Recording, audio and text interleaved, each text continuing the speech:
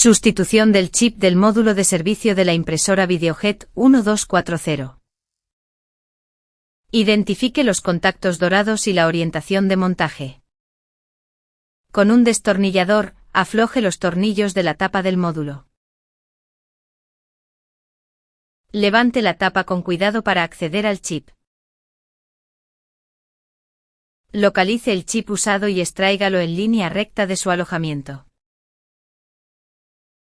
Alinee los contactos del chip nuevo e insértelo completamente.